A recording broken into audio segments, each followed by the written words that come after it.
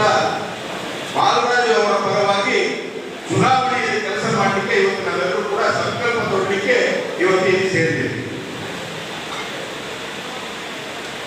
ಈ ಬಾರಿಯ ಚುನಾವಣೆ ಎಲ್ಲ ಚುನಾವಣೆಗಳಿಗಿಂತ ವಿಶೇಷವಾದಂತಹ ಚುನಾವಣೆ.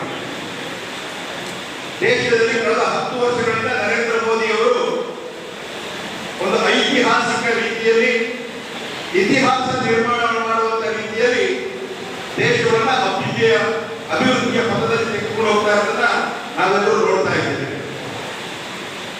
ಇವತ್ತು ಈ ದೇಶದ ಜನರ ಮನಸ್ಸಿನಲ್ಲಿ ಒಂದು ಭಾವನೆ ಮೂಡಿದೆ. ಈ ದೇಶದ ಅಭಿವೃದ್ಧಿಗೋಸ್ಕರ, ಈ ದೇಶದ ಸುರಕ್ಷತೆಗೋಸ್ಕರ, ಈ ದೇಶದ ಭದ್ರತೆಗೋಸ್ಕರ, ಈ ದೇಶದ ಜನರ ಮಕ್ಕಳ ಮುಂದಿನ ಭವಿಷ್ಯಕ್ಕೋಸ್ಕರ ನರೇಂದ್ರ ಮೋದಿ 3ನೇ ಬಾರಿಗೆ ಪ್ರಧಾನಮಂತ್ರಿ ಆಗಬೇಕು ಅಂತಕ್ಕಂಥ ಅಭಿಪ್ರಾಯವನ್ನ ಈ ದೇಶದ ಜನಮಾನಸದಲ್ಲಿ ನಾವು ನೋಡ್ತಾ ಇದ್ದೇವೆ.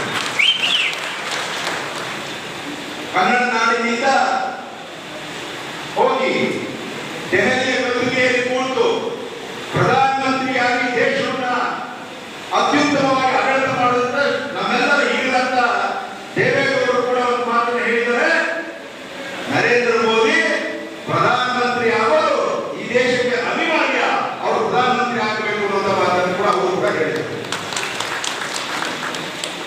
ಕೇವಲ 10 ವರ್ಷದಲ್ಲಿ ಭಾರತದ ಚಿತ್ರವನ್ನು ಬದಲಾಯಿಸಿದವರು ನರೇಂದ್ರ ಮೋದಿ. ಕಾಂಗ್ರೆಸ್ ಬೇಕಾದಷ್ಟು ಅಪಪ್ರಚಾರಗಳನ್ನು ಮಾಡ್ತಾರೆ, ತಲೆ ಕೂಡ ಇಲ್ಲದೆ ಮಾತುಗಳನ್ನ ಆಡ್ತಾರೆ.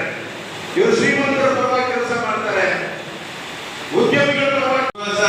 ಈ ಒಂದು ಪಕ್ಷದ ಮೇಲೆ ನಮ್ಮ ಮೇಲೆ ಏನು ನಂಬಿಕೆ ಇಟ್ಟಿದ್ದೀರಿ, ಅದಕ್ಕೆ ಇವತ್ತು ನಾವು ಸೋತಿದ್ದಿಲ್ಲ, ನಾವು ಗೆದ್ದಿದ್ದೀವಿ ಅಂತ ನಾನು ಭಾವಿಸ್ಕೊಂಡು ಇವತ್ತು ನಾನು ಮುಂದೆ ಚುನಾವಣೆ ಆದ ನಂತರ ಮೊದಲನೇ ಸಭೆ, ಈ ಒಂದು ಸಭೆ ಬಿಜೆಪಿ ಮತ್ತು ಜೆಡಿಎಸ್ ನ ಒಂದು ಸಭೆಯನ್ನ ಸಭೆ ಮಾಡುವಂತ ಮುಖಾಂತರ ನಾವು ಇವತ್ತು ನಾವೆಲ್ಲರೂ ಸೇರಿದ್ದೀವಿ.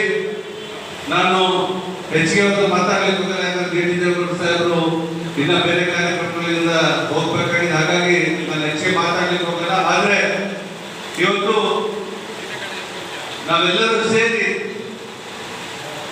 ಏನು 2023ರಲ್ಲಿ ನನಗೆ ಜಯ ಸಿಗ್ಬೇಕಾದಂತ ಜಯನ ನಾವು ಬಾಲ್ಬಾಗ್ಗೆ ತಂದ್ಕೊಡ್ಬೇಕು ಅಂತ ತಮ್ಮಲ್ಲಿ ನಾನು ಮೊದಲನೇದಾಗಿ ಮನವಿ ಮಾಡಬೇಕಾಗಿದೆ.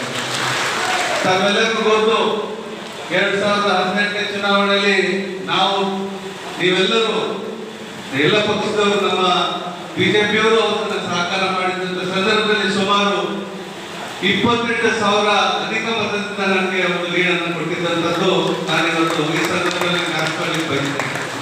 ಯಾಕೆಂತಂದ್ರೆ ಅದೇ ರೀತಿ ನಾನು ಕೂಡ ಯಾವುದೇ ಸಂದರ್ಭದಲ್ಲಿ ಅವ್ರು ಈ ಪಕ್ಷ ಆ ಪಕ್ಷ ಅಂತ ನಿಂತಿರ್ಲಿ, ನಾನು ಕೂಡ 7 ವರ್ಷ ಕೆಲಸ ಮಾಡ್ಕೊಂಡು ಬಂದಿದ್ದೀನಿ. ಆದ್ರೆ ಕಾರಣಾಂತರಗಳಿಂದ ಈ ಬಾರಿ ಈ ಒಂದು ಲೋಕಸಭೆ ಚುನಾವಣೆಯಲ್ಲಿ ನಮ್ಮ ಒಂದು ಕಾರ್ಯಕರ್ತರ ಮುಖಂಡರು ಸತತವಾದ ಪ್ರಯತ್ನ ಮಾಡಿದ್ರು ಕೂಡ ಕೆಲವೊಂದು ಕಾರಣಗಳಿಂದ ಅವರು ಏನು ಒಂದು ಸಂವಿಧಾನ ತಿದ್ದುಪಡಿ ಮಾಡ್ಬಿಡ್ತೀವಿ, ಸಂದರ್ಭಗಳನ್ನೇ ಬದಲಾಯಿಸಿಬಿಡ್ತಾರೆ ಅನ್ನೋ ಒಂದು ಏನು ಈ ಒಂದು ಕೆಟ್ಟ ಪದ್ಧತಿನ ಇವತ್ತು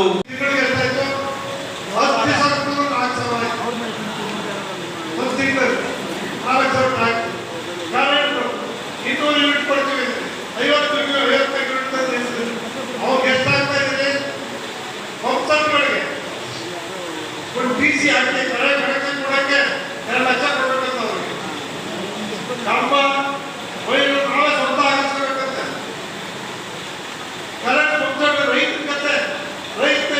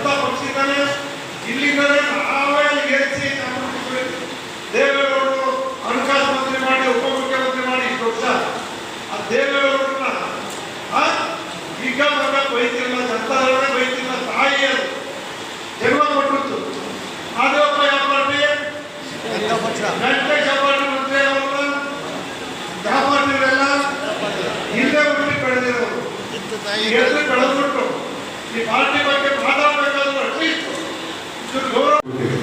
ಈ ಆಶೀರ್ವಾದಕ್ಕೆ ಪೂರ್ವವಾಗಿ ನಮ್ಮೆಲ್ಲ ಸ್ಥಳದ ಅದು ಮಂಡಲ, ತಾಲೂಕು, ಜಿಲ್ಲಾ ಮತ್ತೆ ರಾಜ್ಯ, ಕೇಂದ್ರ ಸಮಿತಿಗಳು ನನಗೆ ಸಂಪೂರ್ಣವಾದಂಥ ಸಹಕಾರವನ್ನು ಕೊಟ್ಟಿದೆ. ಅದರ ಜೊತೆಗೆ ನಮ್ಮೆಲ್ಲರ ನೆಚ್ಚಿನ ಹಿರಿಯ ಮುತ್ಸದ್ದಿ, ನನ್ನ ರಾಜಕೀಯ ಕ್ಷೇತ್ರದಲ್ಲಿ ಬಹಳಷ್ಟು ವರ್ಷಗಳಿಂದ ಕಂಡಿದ್ರು ಒಬ್ಬಗೆ ಅಪಾರವಾದಂಥ ಗೌರವವನ್ನು, ಅಪಾರವಾದಂಥ ನಂಬಿಕೆಯನ್ನು ಇಟ್ಟು ಈ ಕರ್ನಾಟಕ ರಾಜ್ಯದಲ್ಲಿ ಒಬ್ಬರು ಇತಿಹಾಸದಲ್ಲಿ ಪ್ರಧಾನಮಂತ್ರಿ ಆದಂಥ ಒಂದು ಅವಕಾಶ ಸಿಕ್ಕಿದ್ರೆ ನಮ್ಮ ಅವರ ಕೃಪಾಶೀರ್ವಾದದಿಂದ ಮತ್ತೆ ಜೊತೆಗೆ ನನ್ನ ನೆಚ್ಚಿನ ಅಣ್ಣ, ನನ್ನ ಸದಾಕಾಲ ನನ್ನ ಪಕ್ಷ ಯಾವಾಗಿದ್ರು ಯಾವತ್ತೂ ಅದು ಅಂದ್ಕೊಳ್ಳದೆ ಏನಾದರೂ ಮುಖ್ಯಮಂತ್ರಿ ಆಗಿದ್ದಾಗ ನಾನು ಒಂದ್ಸರಿ ಅವರನ್ನ ವಿಶ್ ಮಾಡಕ್ಕೆ ಈ ಸರಿ 2ನೇ ಸರಿ ಮುಖ್ಯಮಂತ್ರಿ ಆದಾಗ ಆ ವೆಸ್ಟರ್ನ್ ಕೋರ್ಟ್ನಲ್ಲಿ ಹೊರಗಡೆ ಬಂದಿದ್ದೆ.